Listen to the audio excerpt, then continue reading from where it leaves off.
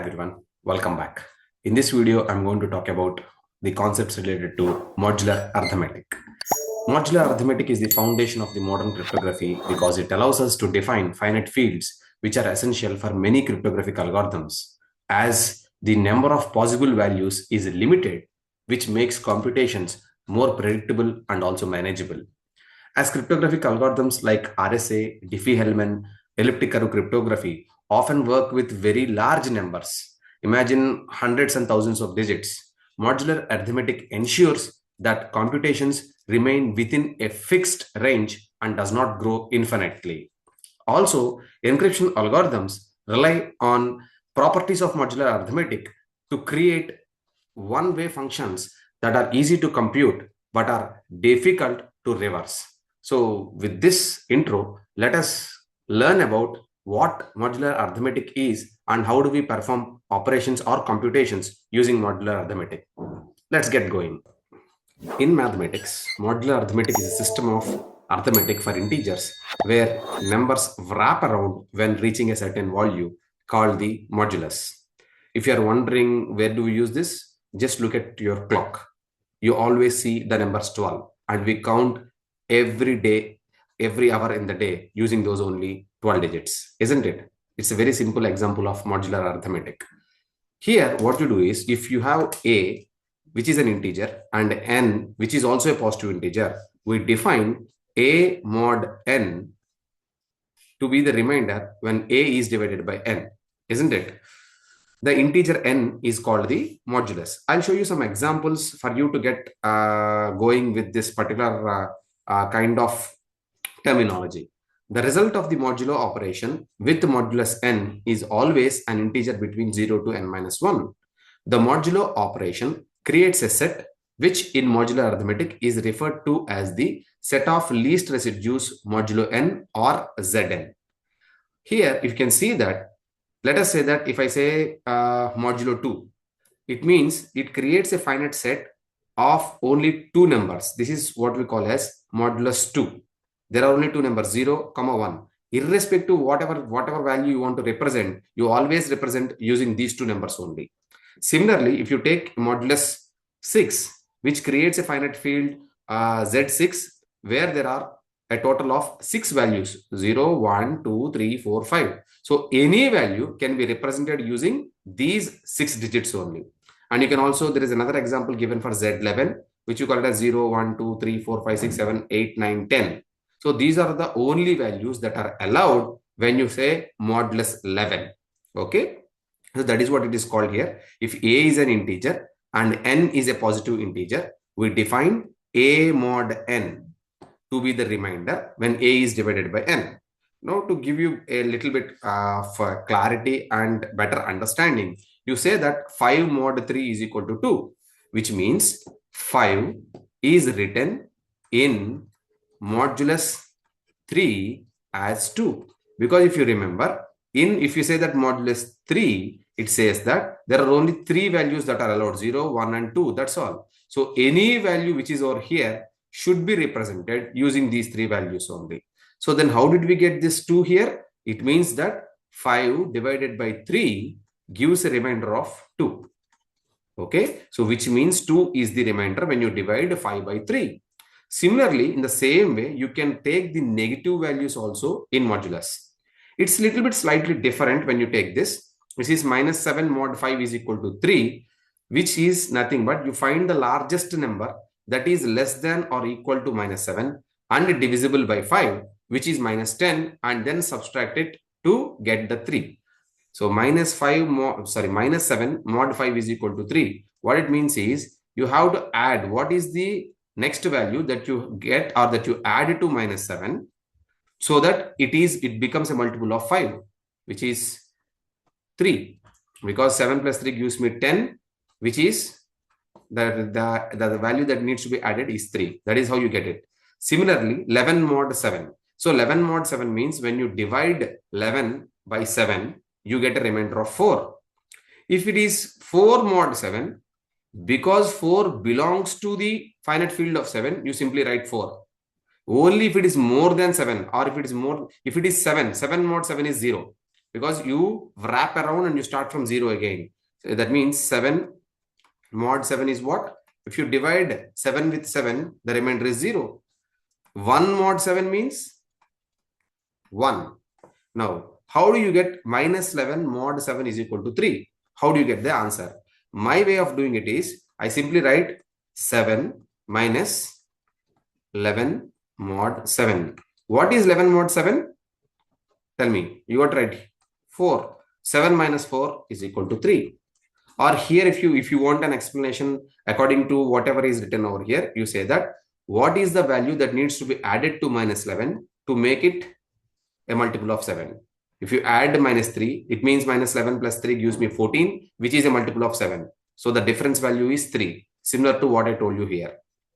For 7 to become a multiple of 5, which is the closest multiple is 10, you need to add 3. Or here also you can write that 5 minus 7 mod 5. So what is 7 mod 5? If you divide 7 with 5, you get a remainder of 2, which gives me 5 minus 2 is equal to 3. So this is how you you show or you write down in the modulus format, in the modulus format. Now there are other examples also. I'll show you slowly. Now you see here, A is the modulo m residue of n, when n, this is what we call as congruence. N is congruent to A mod m and 0 less than or equal to A less than m. Now, this is what you say is, this value of A is always greater than or equal to 0 and should be always less than the m modulus value, which is m here. That means if I am saying mod 5, this value, whatever value you write here, A, should always be either equal to 0 or greater than 0 and should be always less than 5. It's not equal to 5, it should be less than 5. That means the possible values are 0, 1, 2, 3, and 4. That's all. These are the 5 values that are supposed to be a part of the modulus 5. In cryptography, we often use the concept of congruence instead of equality. So this is what, rather than equality, because there are many possible values. That means if you say, let us say that 11 mod 5, what is the answer? 11 mod 5 is 1. Similarly, 21 mod 5 is also 1. That is the reason we write it as congruence. Why 21 mod 5 is 1? 21 divided by 5, 5 fours are 20. So you take out the remainder, which is 1 here. Similarly, 31 mod 5 is also 1. That is why you use the congruent symbol here. Okay. To show that two integers are congruent, we use the congruence operator. Minus 8 congruent to 2, congruent to 12, congruent to 22, modulo 10. That means all of these have the same value. Now, if you are wondering, sir, how does minus 8 mod 10 becomes 2? I told you how to write it down. If you want to calculate it easily, 10 minus of 8 mod 10, which equals 8 mod 10 is 8 itself. 10 minus 8 is equal to 2. 2 mod 10 is also 2. 12 mod 10, if you divide 12 by 10, you get a remainder of 2. 22 also, if you divide 22 with 10, you get a remainder of 2. So all of these have a value of 2. That is the reason we use the congruence operator rather than the equality operator. You see most of these congruence operators when you're working with modular arithmetic. Now, there are some simple properties that we follow in modular arithmetic. I have brought some numerical examples to get a clear understanding about this. Now, let me show you. You can see here, let us find out that 29 mod 5 is 4, isn't it? 5 5s are 25, so it gives me a remainder of 4. Similarly, 127 mod 5 is 2. 5 25s are 125, it leaves a remainder of 2. Now, if you want to see these properties, A mod n plus B mod n, whole mod n is equal to A plus B mod n. That means 29 mod 5 plus 127 mod 5. If you do these calculations individually, that is 4 plus 2, 6. 6 mod 5 is equal to 1. Or if you add them directly, 27 plus 127 gives me 156. Mod 5 is equal to 1. So A plus B, if you calculate them individually and then calculate the mod n, rather than you can do it directly A plus B mod n. Similar, the same goes for subtraction also, and the same goes for multiplication also. You can do these values individually, then multiply them, and then calculate the mod, or you can directly multiply them, get the answer, and then apply the mod here. You will get the same answer. These are some of the properties of modular arithmetic which we will be using later on. Now let us try to do these simple operations in modular arithmetic. What it says is add 7 to 14 in Z15. What do you mean by this? 7 plus 14 in mod 15. What do you get out of it? 7 plus 14 is 21. 21 divided by 15 is, the remainder is 6. The value is, the answer is 6 here. Subtract 11 from 7 in Z13, which says that 7 minus 11 in mod 13, which is nothing but minus 4 mod 13. Now, how do you get the value here? I said 13 minus 4 mod 13. 4 mod 13 is 4 itself. So 13 minus 4 gives me the answer as 9.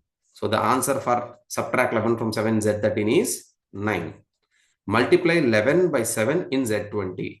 That is 11 into 7 mod 20, which is nothing but 77 mod 20.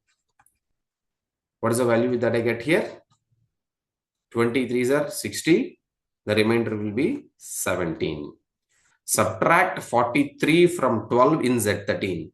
Once again, which says 12 minus 43 mod 13. How much you get here? Minus 31 mod 13. If you do the calculation like I did, 31 mod 13. So 31 mod 13 is how much? 13 twos are 26. You get the remainder as 5. So 13 minus 5, which gives me the answer as 8. That is the answer. Similarly, if you want to do this here also, multiply 123 by minus 10, which gives me minus 1230 mod 19. Now, if you do the calculations right, 19 minus 1230 mod 19. How much is this? You calculate. If you do a trial and error method, what you get is you will get around 1965.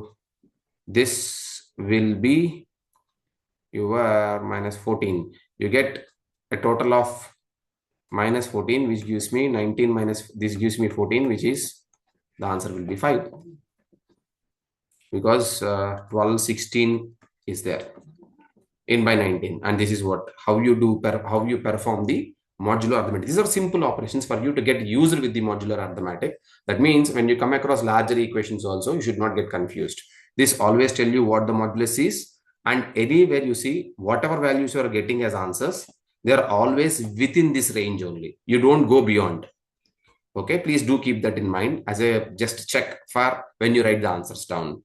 Let us go beyond. So exponentiation is performed by repeated multiplication as in ordinary arithmetic. It says that to find 11 power 7 mod 13, we can proceed as follows. Just now I told you how we can perform this. Now 11 power 7, what you do is, first, what is 11 square? 121. So when you calculate 121 mod 13, you get the answer as 4. So 11 square is nothing but 4 mod 13. Now you multiply this again. That means you put whole square, which you get 4 square, which is 16. 16 mod 13 is equal to 3. You can see that we are using a congruent symbol here. So you're writing down 11 power 7 as 11 into 11 square into 11 power 4. We already calculated what is the modulus for 11 square. We already calculated what is the modulus for 11 power 4.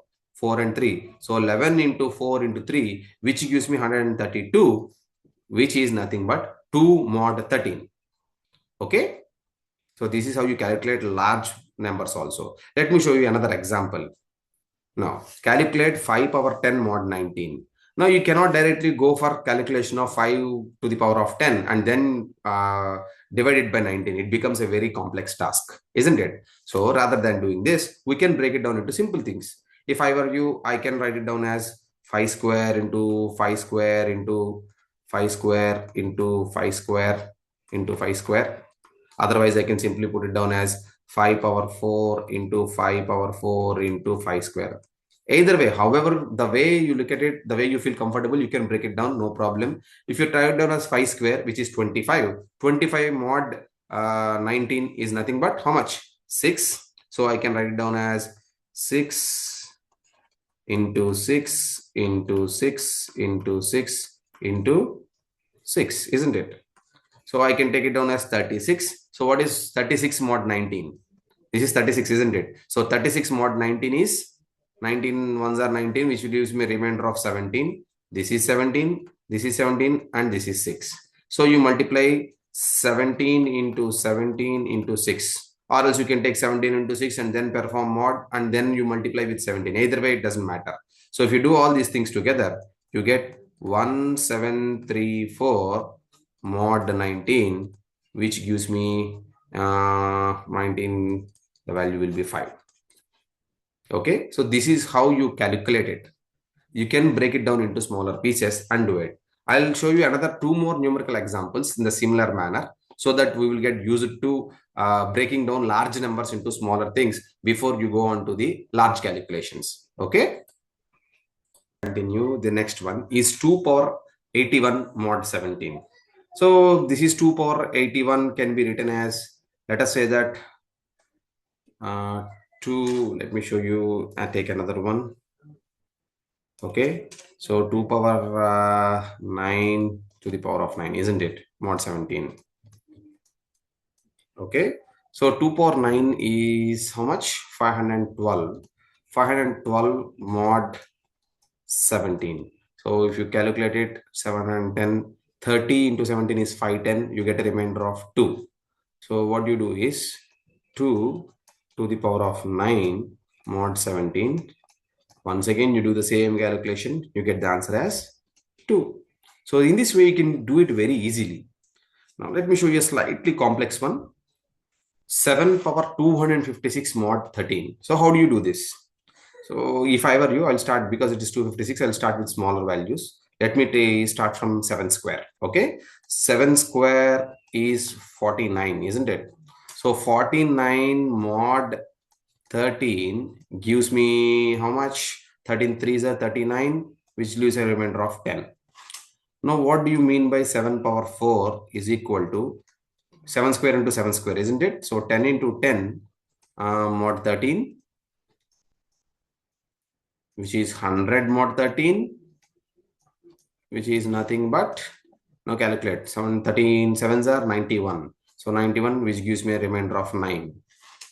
Now 7 power 8 can be defined as 7 power 4 into 7 power 4, which is nothing but 9 into 9. 9 into 9, which is 81. So 81 mod 13. Sorry, 9 into 9 is 81. 81 mod 13, which is nothing but you get 13 7 78, 13 6 78, which is 3, isn't it? So we continue doing this.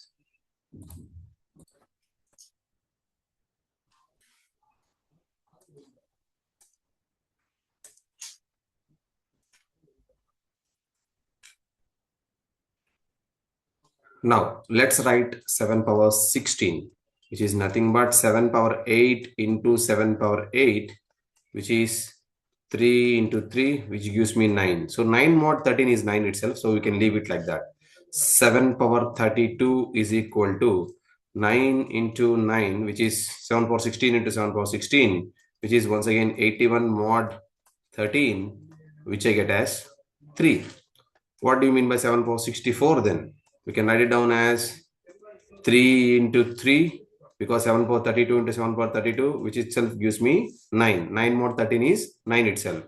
Similarly, 7 power 128 is 9 into 9, which is equal to 81 mod 13. Once again, it gives me an answer as 3. So finally, 7 power 256 is nothing but 7 power 128 into 7 power 128, which is 3 into 3, The answer is 9. 9 mod 13 is 9 itself. So this is how we can use the concepts of modular arithmetic to calculate the values of large numbers, isn't it? So which makes it very easy for us, and also it gives us it very fairly and quickly. Okay.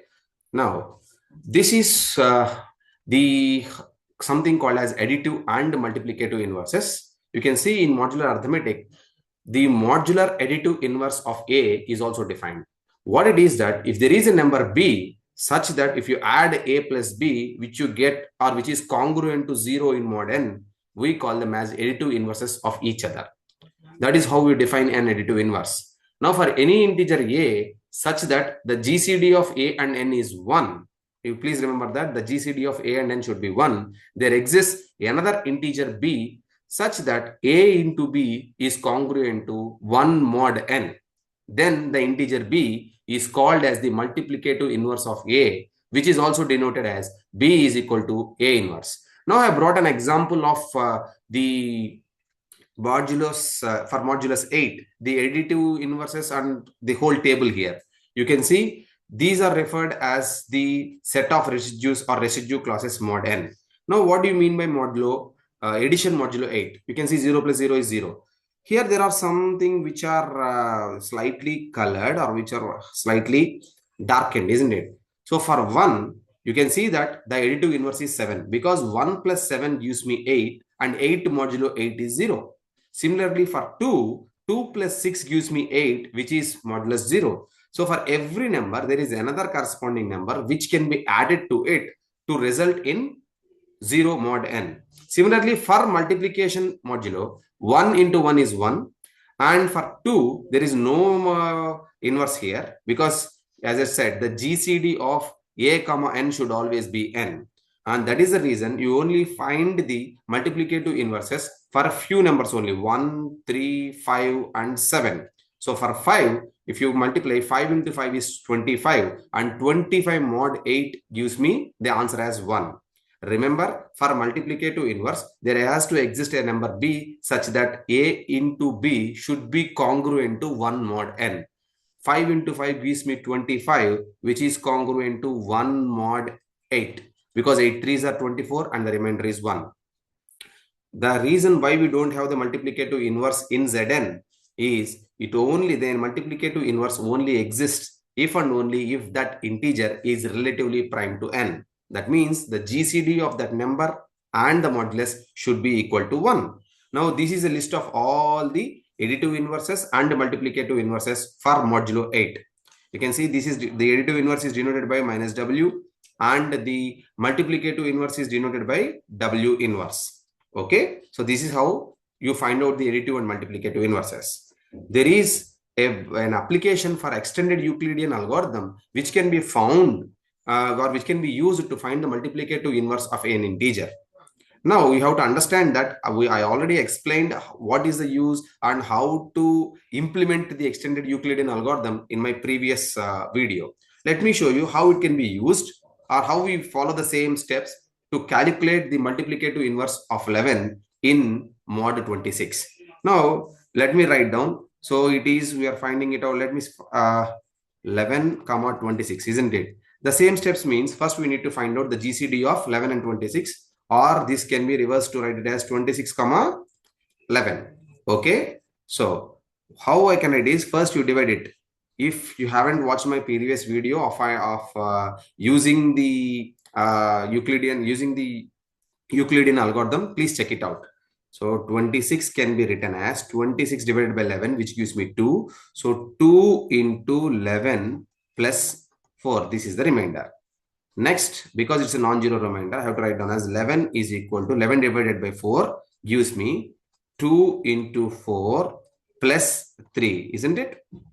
Now, once again, it's a non-zero remainder. 4 is equal to 1 into 3 plus 1. Because once again, it's a non-zero remainder, you have to take for 3. So 3 is equal to 3 into 1 plus 0. Now you reached the remainder to be 0. The GCD is 1.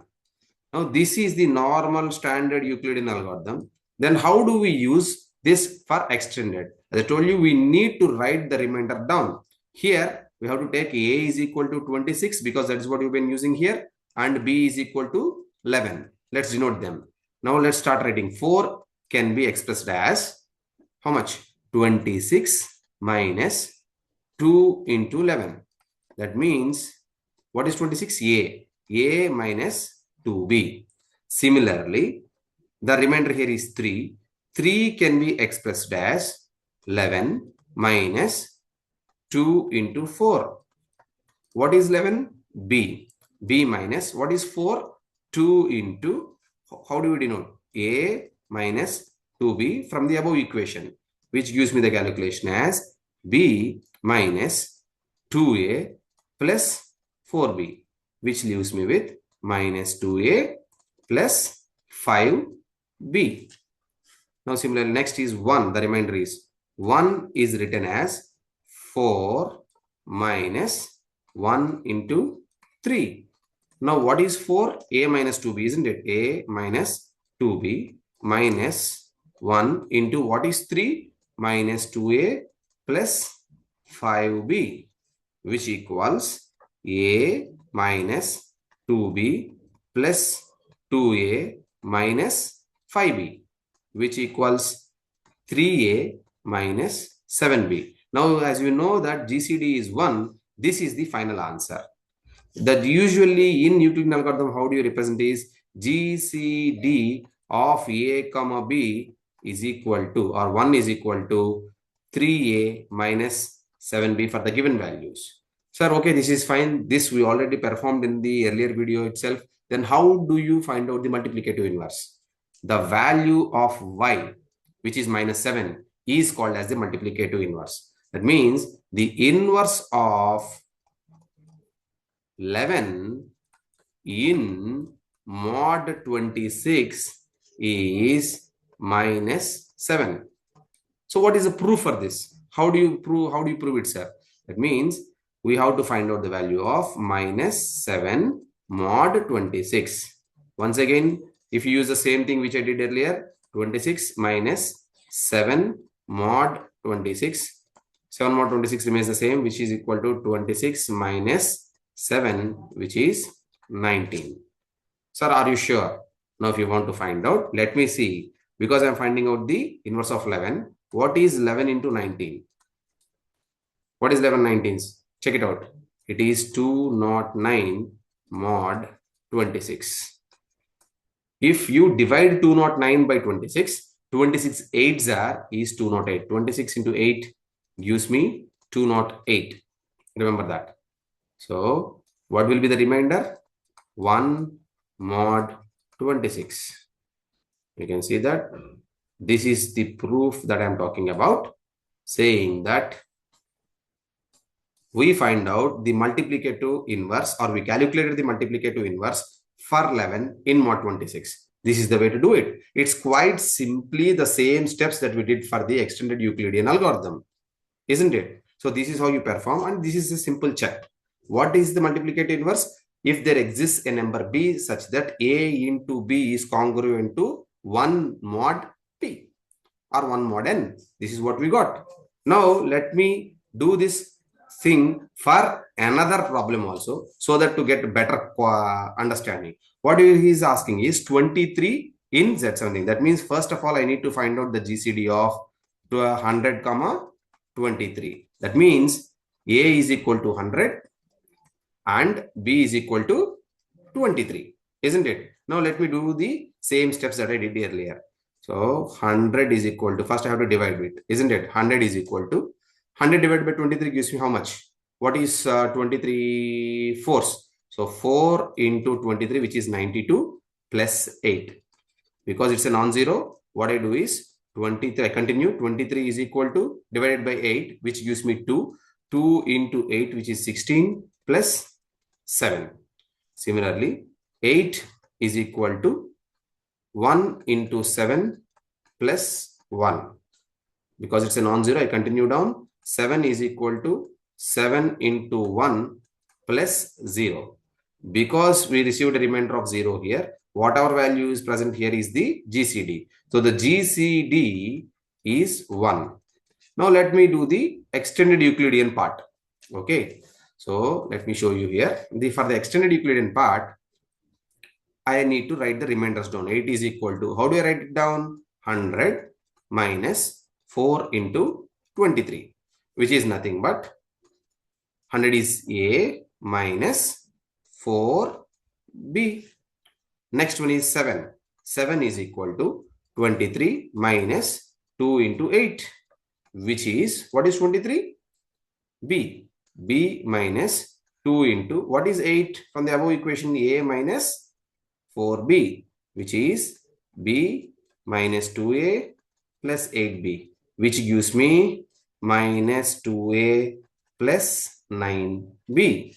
What is the next one? 1. So for 1, I have to write down as 8 minus, tell me, 8 minus 1 into 7. So what is 8?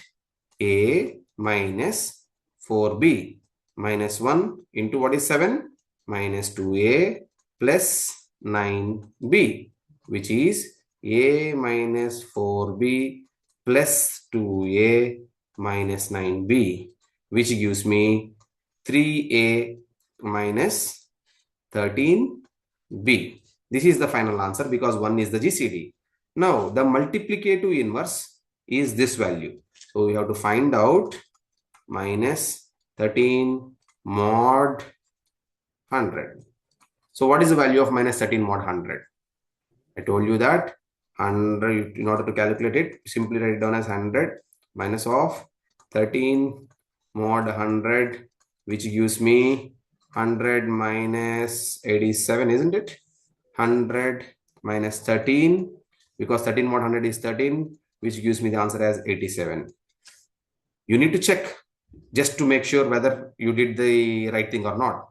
So for that, you have to check if we multiply the obtained multiplicative inverse with our value, 23 into 87, how much you get? I did the calculations already. You get a value of 2001, which in mod 100 is nothing but 1.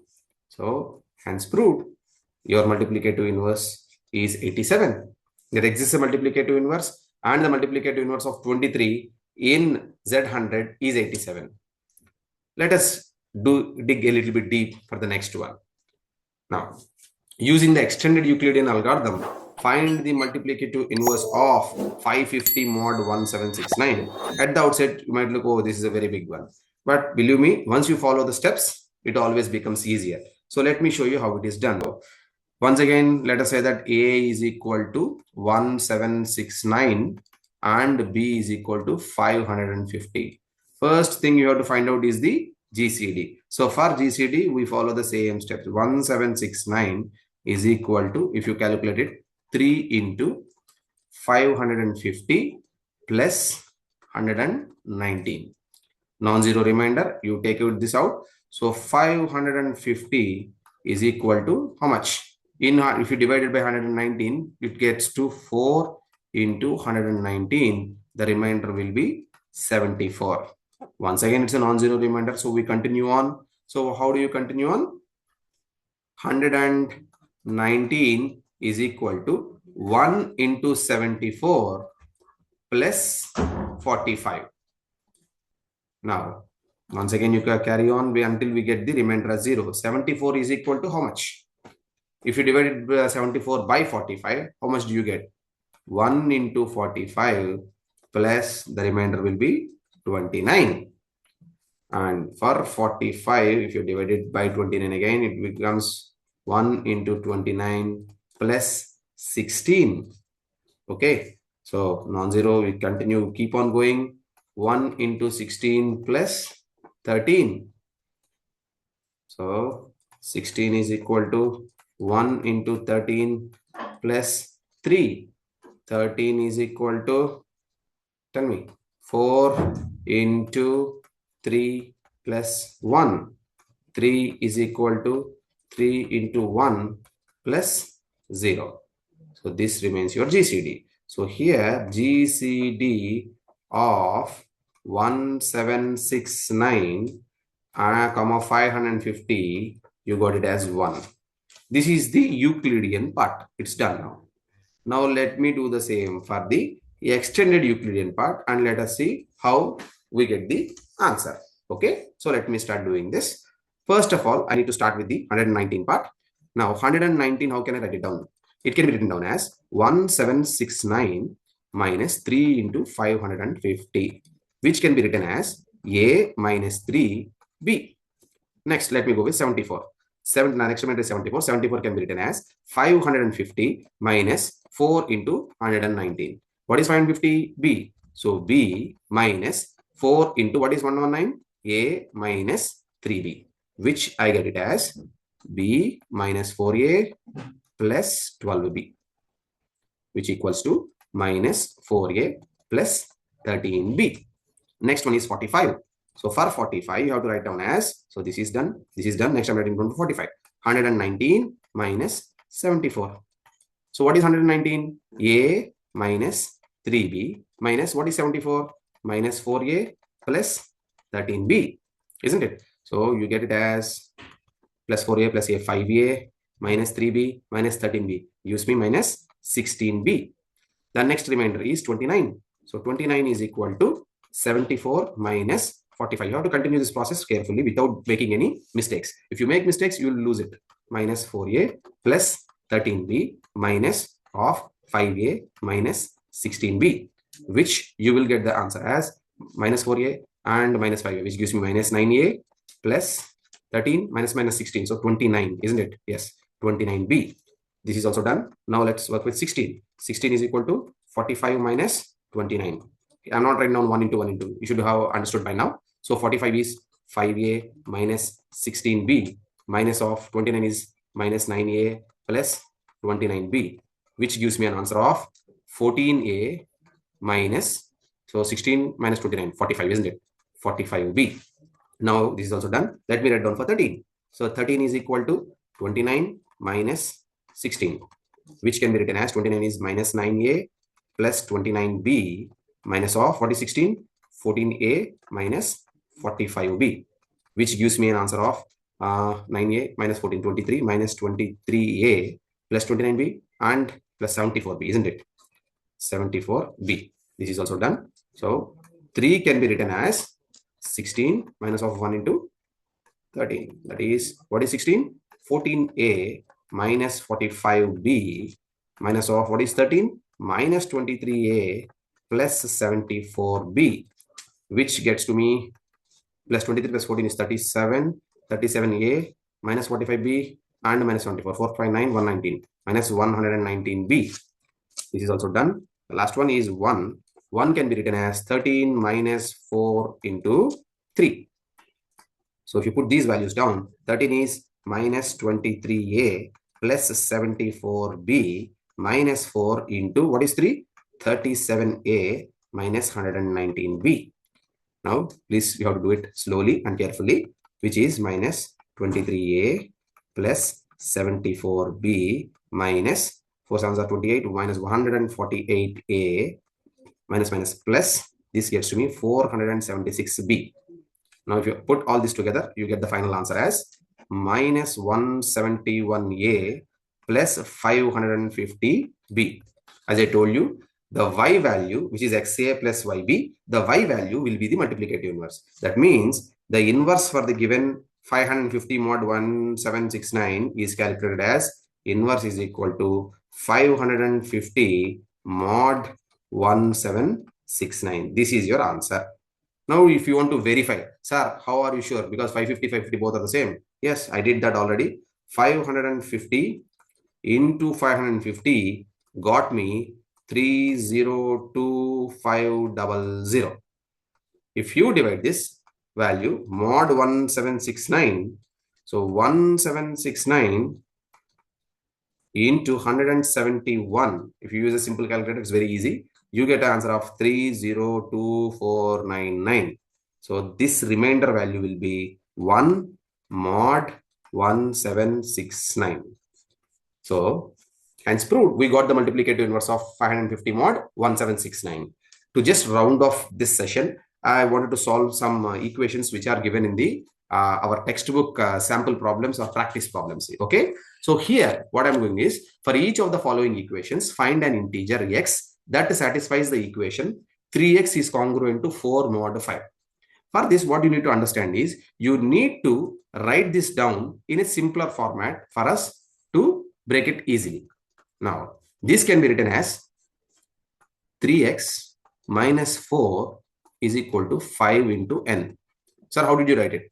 You can see 4 is nothing but the remainder, isn't it? It is the remainder of something which is a multiple of 5. That's what I have written down. So 3x, I took the 4 this way. 3x minus 4 is equal to 5n. So from this particular equation, what you can write down is x is equal to 5n